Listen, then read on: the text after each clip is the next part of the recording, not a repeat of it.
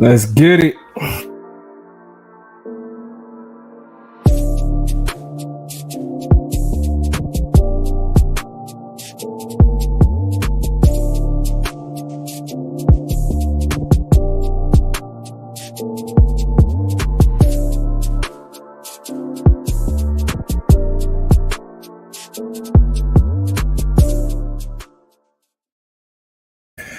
What is good with y'all, man? I know it's like, dang, the chop up on a Monday.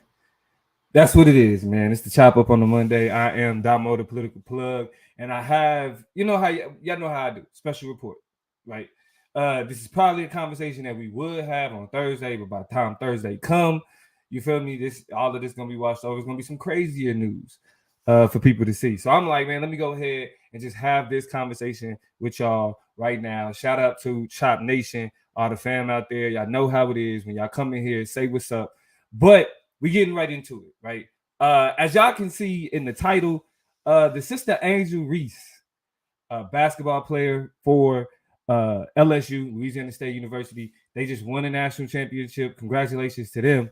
But she has been the center of a lot of controversy, right? And the crazy thing about it is all these people talking about women's basketball. That like out of all the arguments that people say about it being boring when they talk about women being paid properly, they try to say women basketball ain't enough people watching. But there's enough people watching for this. There's enough people watching to be mad at this black woman, Angel Reese, for how she celebrated, right? Her response. Now, again, this conversation is gonna get a little bit deeper though. And y'all gonna be mad how I flipped the script on y'all. Because yes, this is a conversation that's gonna help us understand why black people should care about Donald Trump being indicted. This is a follow over from the last conversation we had. But when I was watching the conversation surrounding Angel Reese and people talking about the hypocrisy that's happening, I was like, all right, we got to have this conversation because this attaches itself to something even bigger. All right. So to start off, let's just talk about the controversy with Angel Reese, right? People have poked fun at how she dresses. She wears long eyelashes, the long weave. But ain't nothing like, to me. I'm gonna tell y'all right now that the household I grew up in, man, what women do for themselves, for whatever reason, that's what they do for themselves. You know what I'm saying? I was raised by women, raised by my grandmothers, raised by my mother. I got hella sisters. You know what I mean? I will be the last nigga talking shit about a woman wearing eyelashes and weave, for real. Especially when she bought, Angel Reese ball the way that she ball. And Angel Reese had a lot of controversy to get to this point where she is anyway. She was at Maryland for 2 years. She got injured, and it was off to a rocky start at Maryland. Transferred to LSU, and a year later, she a national champion.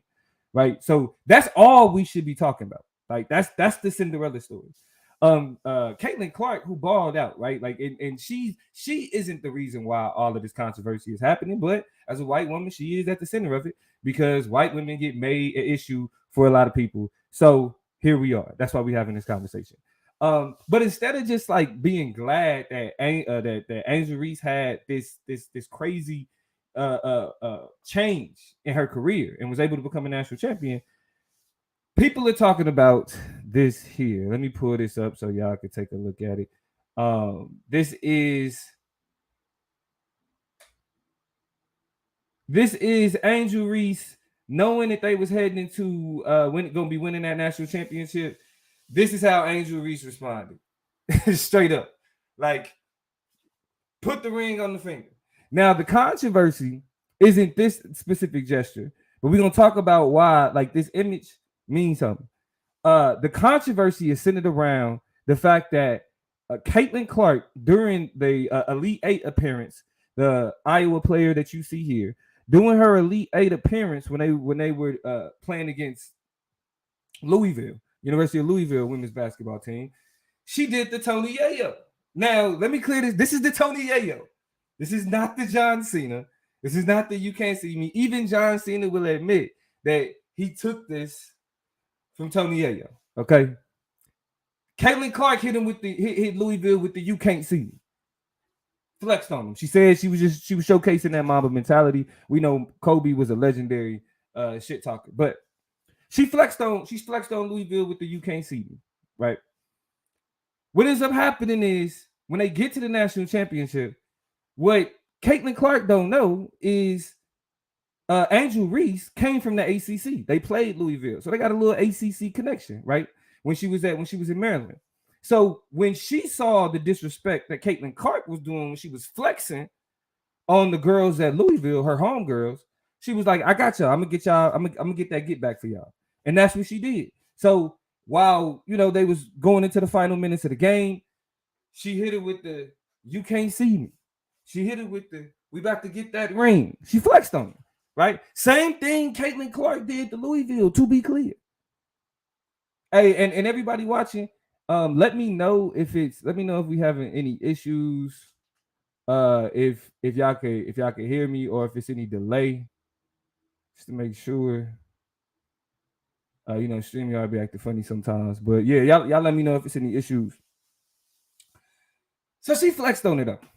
She flexed on it, right? Like Caitlin Clark flexed on Louisville, and Angel Reese flexed on Caitlin Clark. That's all it was. But okay, it's a little grainy. All right. It should clear up soon. But what we know happened is that it was some white male journalists specifically who started this kind of cacophony of people calling Angel Reese classless for doing the same thing that Caitlin Clark did. Just not just not too long ago. Right? Hold on. Let me see if I can fix this real quick, y'all. Hold on, bear with me just a second as we get into this. That's crazy. All right. So, journalists going crazy, people tweeting she classless. Somebody called her a piece of shit. Like just wholly out of pocket. Wholly out of pocket with how they talking to this woman. With how they feel like what they feel like is appropriate. Especially when what she was doing was extremely similar, if not literally the same thing as what Caitlin Clark was doing just a few weeks ago. The whole country is having a conversation about hypocrisy. The whole country is having a conversation about the racial double standard that we see. That Caitlin Clark gets called a competitor. She gets called she got that mama mentality. You feel me? While Angel Reese gets called classless. Now I'm gonna answer the easy question first. The easy question is why. Why is that happening? Why is she being treated like that? Right? Easy. Critical race theory helps us understand that race in this country is a unilateral social hierarchy. It's not like people like to think it's this all equal level playing field. It's not, right? It's a unilateral social hierarchy. What that means is that it has a top-down approach. Yeah, it's really grainy. Hold on.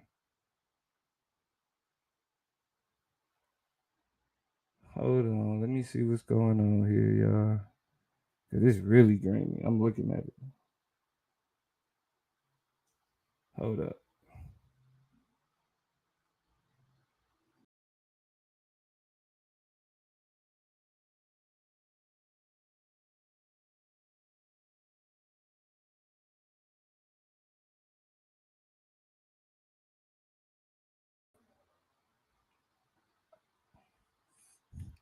All right, can you? We should be straight.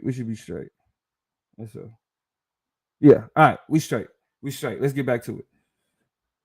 So the world is trying to figure out where is this double standard coming from? Why is it so hard for people to see? Like, how y'all jump to that? How is that fair? What critical race theory teaches us is the hierarchy in which the way that race exists is that it's not just we get called a race, we codify, right? There's labels, there's an understanding of our personality that comes with racial classification.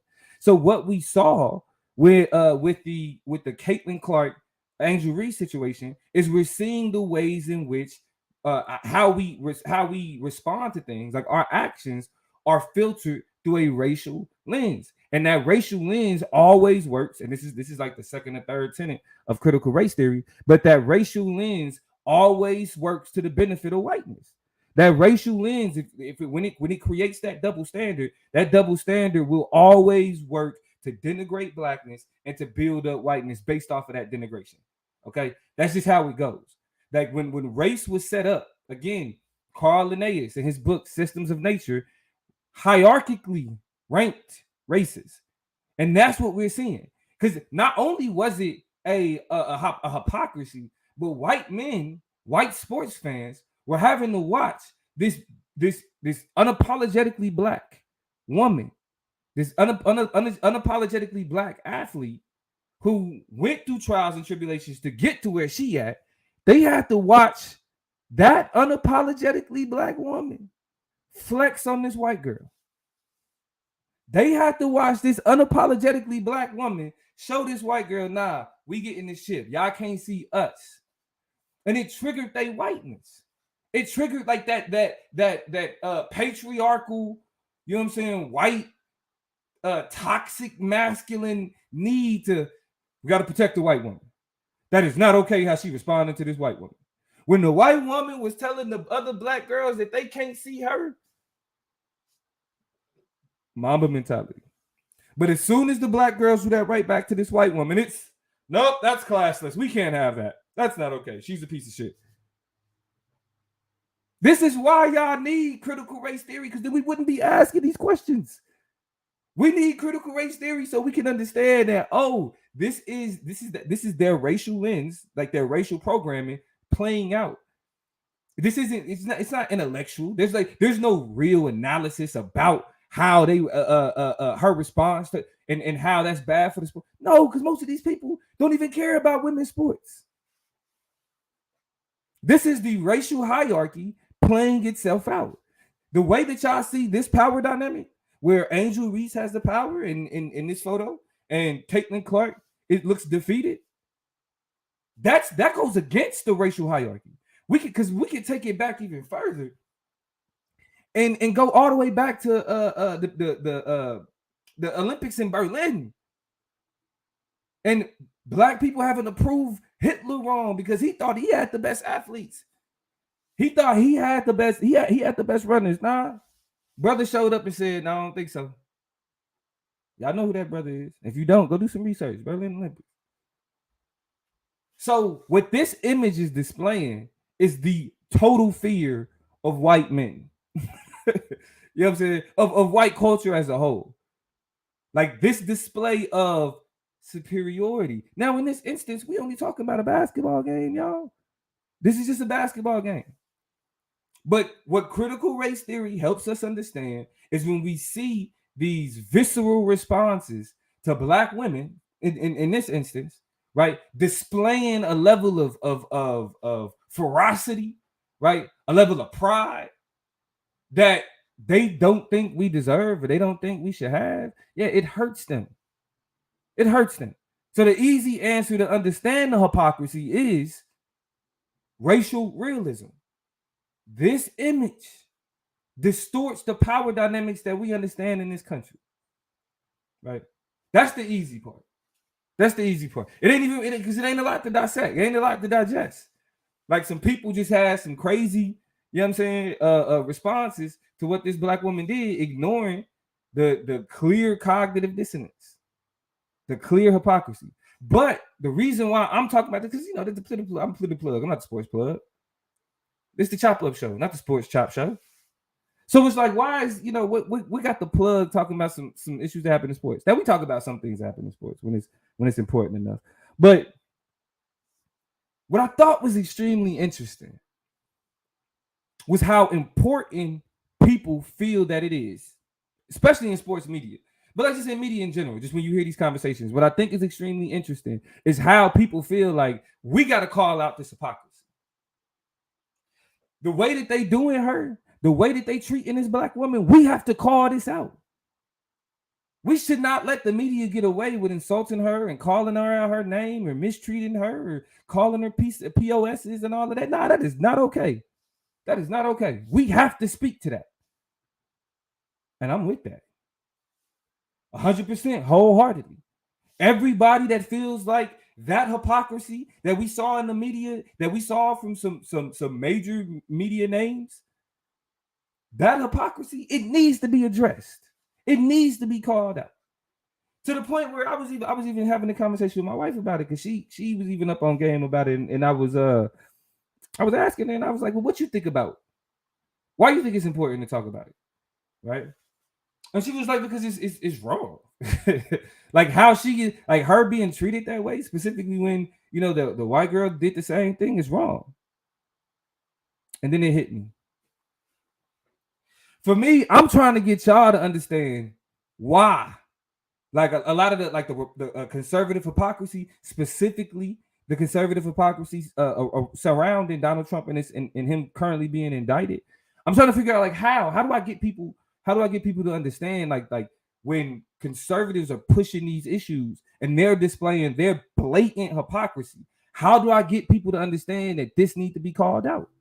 How do I get people to grasp the fact that when these people that's leading our country, I need to get a pop filter, y'all. Y'all ain't telling me them peas been hitting. I be going back listening to these clips. I need to get a pop filter, but what I've been trying to figure out is how to get people to grasp with what's wrong with Republicans just lying and being blatant hypocrites. What's wrong with that? And this situation helped me understand it, right? Like we recognize how this situation with Caitlin Clark and Angel Reese, how that situation, like that hypocrisy, right? That's a blatant one. That's an easy one to understand. We saw Caitlin Clark do it, then we saw Angel do it. Boom. That's hypocritical, right? For y'all to be critical of that. That same energy though, and that same logic also applies to what's happening with Donald Trump right now and the conservative response to him being indicted and how they trying to stop it. Right? The more difficult part of it is recognizing like where the hypocrisy is. The difficult, because we can look and see, okay, in these situations, this was hypocritical because she did this and they did this, right? So we can see where it is. So let's take that same energy, right? Before it dissipates, let's take the same energy of understanding that that type of hypocrisy need to be called out because of what Black people experience. The hypocrisy that is similar to what happened in the Angel Reese situation and with Donald Trump situation is again that hypocritical nature only serves to further the racial hierarchy. That everything that Republicans stand for, smaller government, right? Those types of things all get called into question when they're making sure that they're maintaining and using their systems and structures to maintain the racial hierarchy. What we saw with Angel Reese was anti-Black racism. What we see with Alvin Bragg, the district attorney that's indicting Trump in Manhattan, is anti-Black racism. It's anti-Black racism. And that racism is how they justify all these hypocrisies. Like I call it the white racist brain because it's deeper than cognitive dissonance, right? Like having like core beliefs within believing things that conflict with you. Nah, racism rewires how people think. It rewires how the world is categorized. So even calling out the hypocrisy to their face, they still don't get. Like the people that are critical of Angel Reese still don't understand how hypocritical it is because of the ways in which racism has structured their brain to sort how people are understood and what's allowed with one group and what's not allowed with another. Now, the best way that we can start to understand this hypocrisy and how it contributes to anti-Black racism is when we start to get the questions of like let's look at this Donald Trump situation and actually talk about, okay, what is actually going on with Congress reaching out to Alvin Bragg saying we're going to investigate you for investigating Donald Trump. Now, we talked about this briefly on like last Thursday, right? the House Republicans sent Donald Trump or sent Alvin Bragg a letter, pretty much saying, "Hey, we think you just a Democrat. We think that you a shield for the Democrat. You doing what the Democrats ask and just leaving it at that. That's it. So we're gonna investigate you because of that." But these are the same people.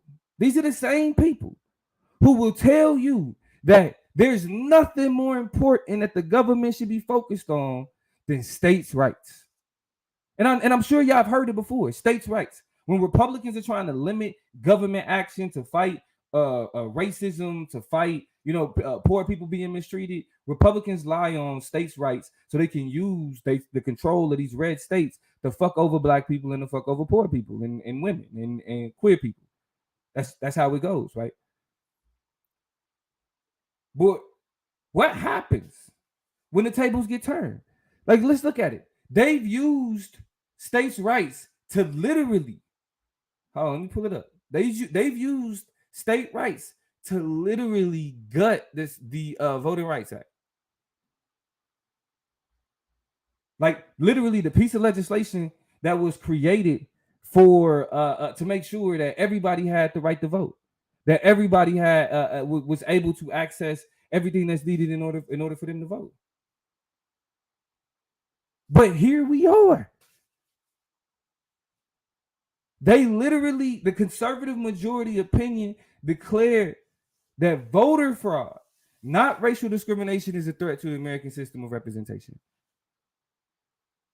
So they're literally using the United States federal government that operated to make sure everybody was able to vote. And the lie in this is that if you look at the percentages of people who actually commit voter fraud, it's negligible. And when you do see voter fraud, it's white people doing it. Conservatives doing it.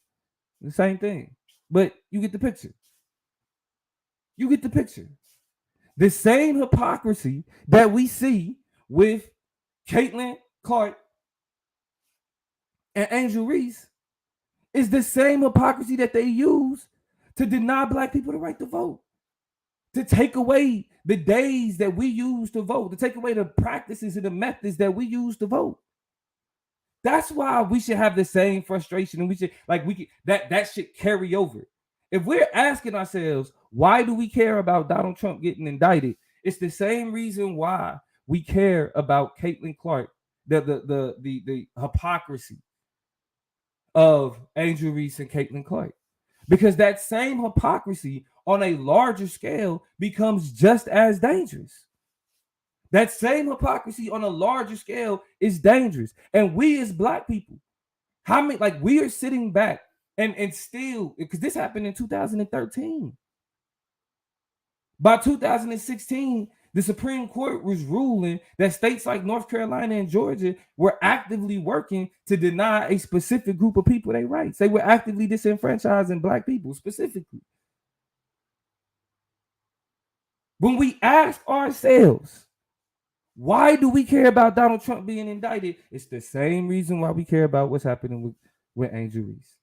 Because that same logic goes both ways.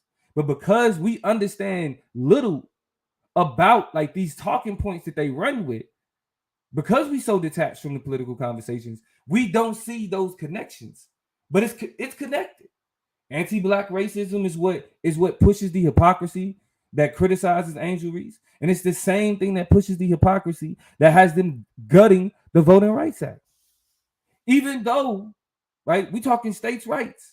So when it comes to people voting, that's the states. But calling into question the crimes committed by your political friends, that's okay. Government overreach. Big government is cool then. Conservatives can reach in a local state investigation and say, hey, we need to check that. That's the problem. Let's keep this energy in calling out hypocrisies. Let's keep this energy in calling out the contradictions. Let's keep it up. Another reason we need to keep up the energy when we calling out the contradictions. They use states' rights to overturn Roe v. The Voting Rights Act. But then they also use the arguments of states' rights to literally overturn Roe v. Wade. Because what they did was they didn't say that we're going to make abortion illegal. They said we're going to push it to the states. Knowing good and goddamn well that there were states that had trigger laws in play. States that was already like, look, as soon as the Supreme Court say we can do something, we going to do it. Now the hypocrisy is actually impacting women's reproductive rights. Now that hypocrisy is actually impacting what a woman can do with her body. And here's the kicker. The same Republicans that are saying the state should be able to decide about abortions turn around and say they also want a federal ban. The confusion. The same people that's telling you that the state should be able to decide on the question of abortion is also saying, but we also gonna ban it. Why do we let them talk to us like this? As somebody that is politically astute, as somebody who's politically aware, pays attention to these types of things, watching this, it hurts. Because I look around me, I look at my peers, I look at my folk, and I'm like, hey, y'all hear how they talking to us? Like y'all don't feel like they talking to us like we stupid. Nah, man, I don't care about that. But they talking to us like we dumb. I'm telling you, it's one of them things. This is something I got from Conscious Sleep. It's like they piss on our leg and call it rain and try to tell us it's rain. We know what is going on. It's about control. The same way that they wanted to control how Angel Reese celebrated her victory over this white girl. It's about control. They can call into question and manipulate and change standards based on how they feel what's necessary for this racial hierarchy that we exist in. Now, the abortion part is more of a question of patriarchy. But we deal with intersectionality. So we don't even just call it white supremacy or patriarchy. It's the white supremacist capitalist patriarchy. Those things work in conjunction. So the same people that's telling us that the government cannot protect the rights of women's bodies are also saying, but we can ban it. We can ban it. If you're asking why this hypocrisy matters, it matters for the same reason that it mattered for Angel Reese. The same reason. We're not done with the hypocrisies though. Let's keep this like we calling out hypocrisies today. And this ain't even to say, like, you know how black folk be like, oh, y'all can get mad about this, but you can't. I'm not doing that. Just to be clear, I'm not doing that. This is not a either or thing, right? What I'm hoping to do is use the energy, this frustration that we see when we look at the white racist hypocrisy that we see with Angel Reese and Caitlin Clark. Let's look at where all the other places where that same hypocrisy exists.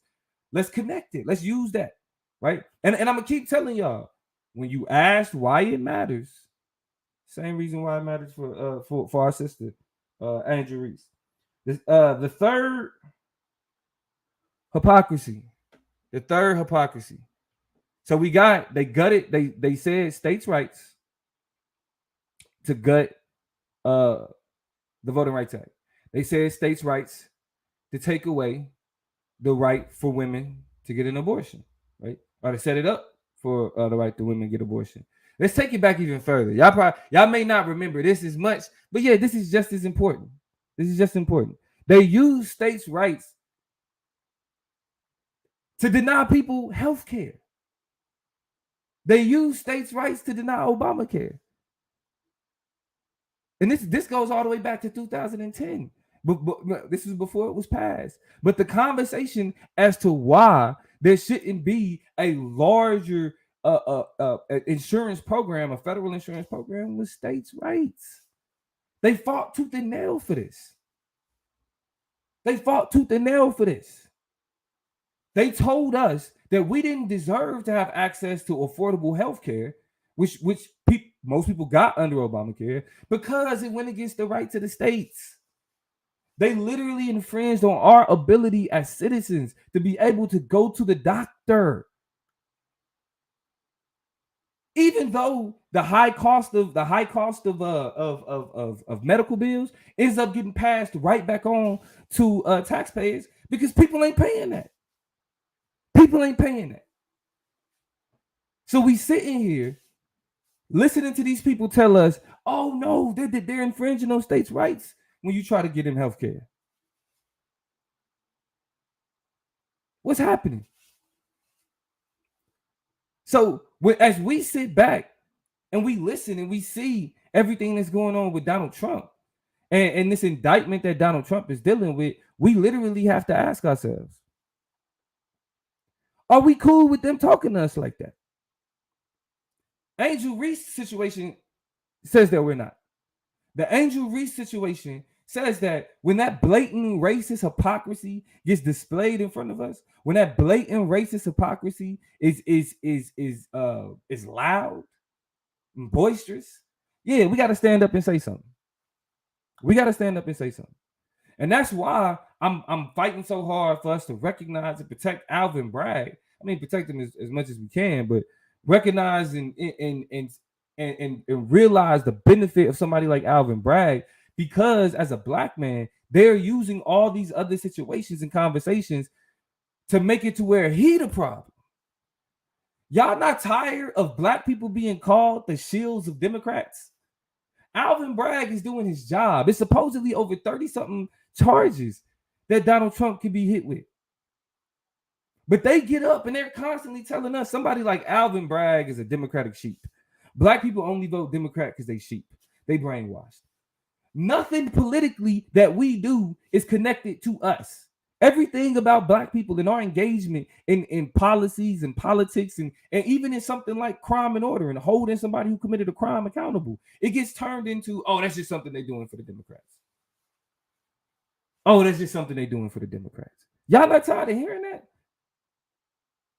Y'all not like when are we gonna then like start to take it as disrespect? What ends up happening is us as black people start believing it, and other black people start, y'all just voted for them Democrats. Y'all just vote. When are we gonna move beyond that, past that, and no longer allow for these mainstream political narratives to just assume all the issues that black people care about and that black people fight for, and give it to the Democratic Party?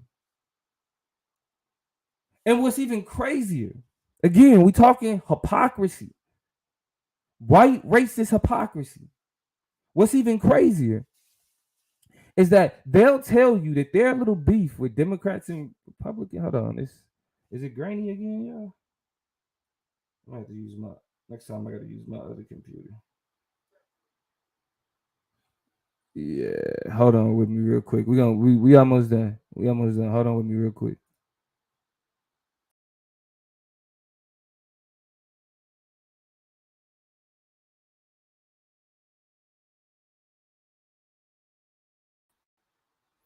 All right, back at it like a crack addict. Here we go though.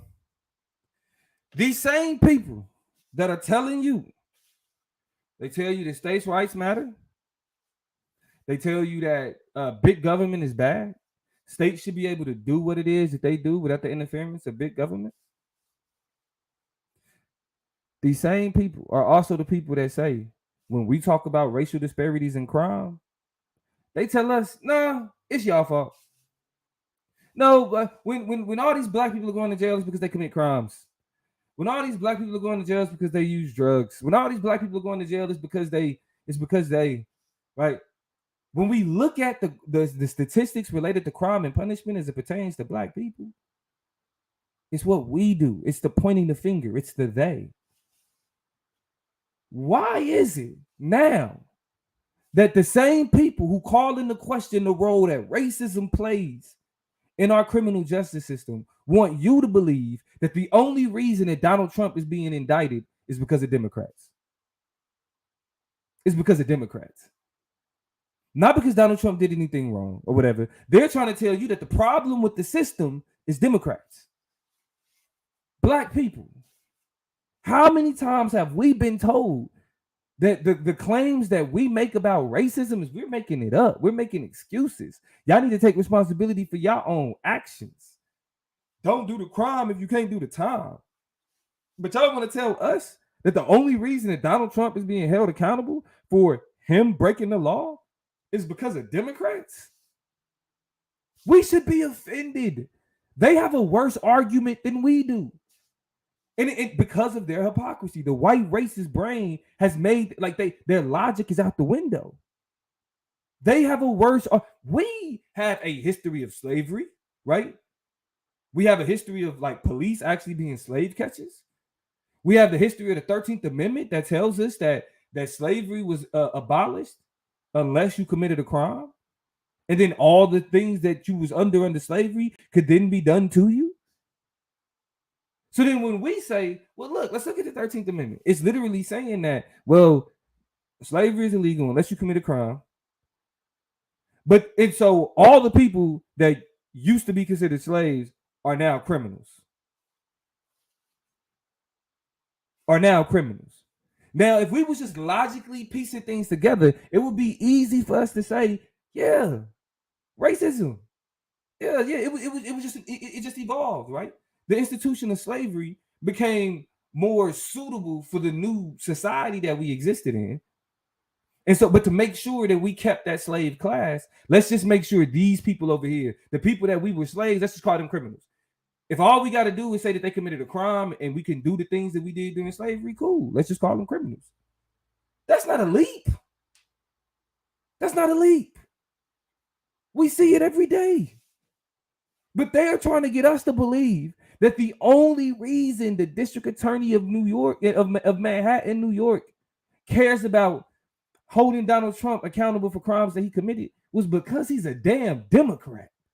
George Soros funded Democrat. We should be offended. Their conspiracy theories to them are more valid and are more of a reason to push back against the criminal justice system than racism. Their conspiracy theories, their beef with George Soros, they beef with Democrats and liberals. Don't trust the system, y'all. We can't trust the system, y'all. Ain't that a large part of the reason why there were black people that adhered themselves to Donald Trump, that rocked with Donald Trump like that? Because we can't trust the system, y'all. Donald Trump, he shook it up. All them crooked people, he held them accountable. We should be offended. And I know that we should be offended because I see what happened with the sister Angel Reese. So I know we should be offended.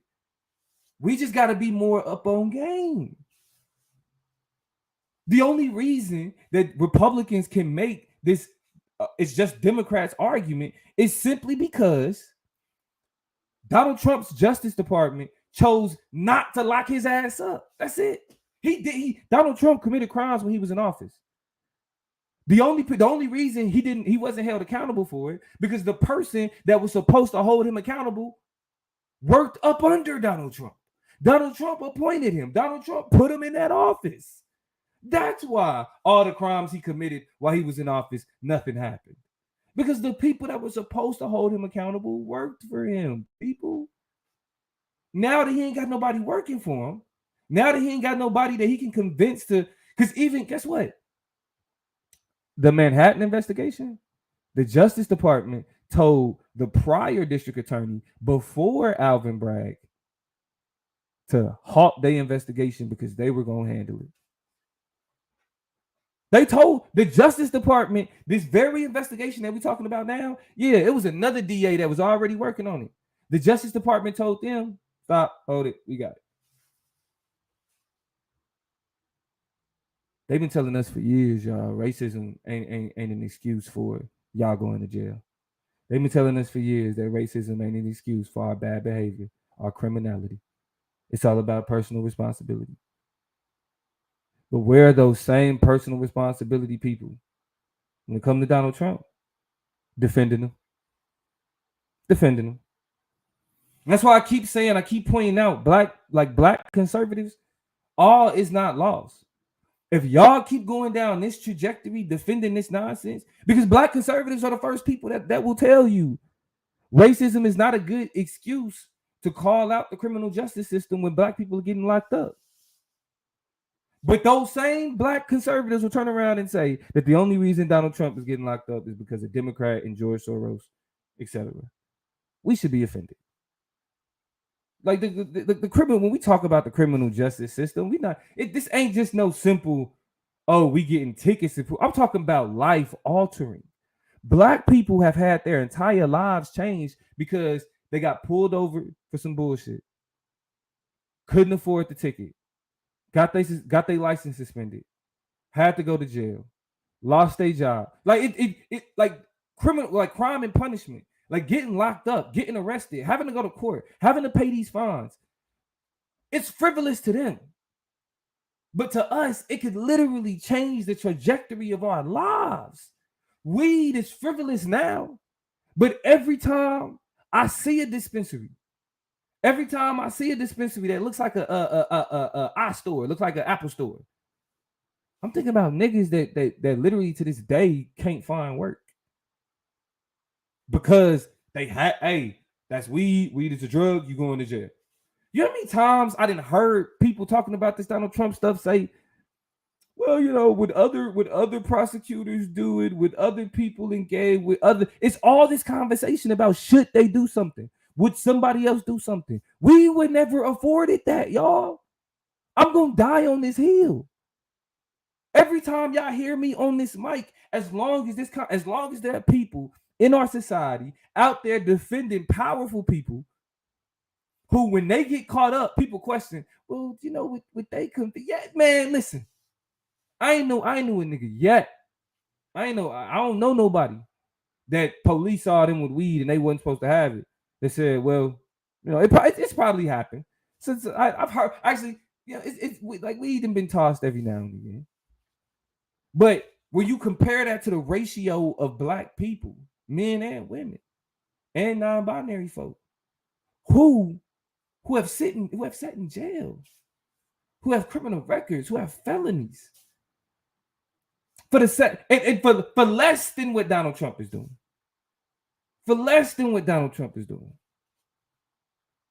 Like this infuriates me because I'm a normal person, but I'm sitting here looking at how powerful people are coddled. And the same people that say we should call into question how powerful people are coddled only care about whether or not they powerful on one side, Democrat or Republican. They only care about that one side. Them same people are actually the same people that the people that tell us that, you know, we shouldn't care, like we shouldn't blame racism for the criminality of black people. Those are the people that was critical of Angel Reese. That those things are not disconnected. If you ask the same people that'll tell you that Angel Reese was classless, ask them how they feel about Donald Trump being indicted. Ask them. There will be a correlation. I'm sure of it. We should be offended. There should be no instance, there should be no time when we as black people are sitting there listening to the people that dictate and control the policies and the trajectory of this country, and they lie to us to our face as they encourage through this whole law and order paradigm a double standard. As they encourage a double standard. As they tell one group of people, hey, y'all, they don't need conviction. Nah, y'all doing too much. Toss that out. You know, most people won't have to deal with that. Most people ain't black people. Because we always have to deal with the consequences of the criminal justice system. We always have to deal with the consequences of the hypocrisy. That's why W.E.B. Du Bois, like, I feel like in terms of academia, we understand like that the double consciousness is something that's significant, something that's important. But I think we sleep on how significant it is in order for us to kind of understand how to move forward through these types of situations. And that is recognizing the way that the world sees you, but then also understanding your perception of self, understanding how you have experienced blackness, not how the black narratives that's been given to you as a black person, how you have experienced blackness. That's what matters. And so when we come with whiteness and they double standard, whiteness calling us classless, whiteness telling us that we complaining about racism isn't a big deal, racism doesn't matter. We also have to understand and be able to look at those types of narratives, those type of conversations in the vein of W.E.B. Du Bois and say, y'all on some bullshit. And we not having it. We not having it. And so, again, to close out, we're going to continue having conversations about why this type of stuff matter to black people. I figured out how I want to talk to y'all. As a political plug, my goal has always been to figure out how to get black people tapped in, plugged in, plugged into politics. And it's really like I've heard the criticism. The criticism has been, why does this matter to us? Why does this matter to us? And we're going to close out by taking a look at this image so we understand why this matters to us. We are going to understand it as we get on up out of here. Check it out.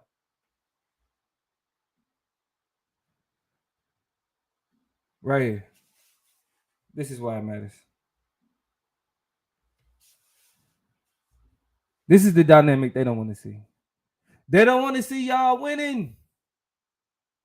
They don't want to see the chips. They don't want to see the flex.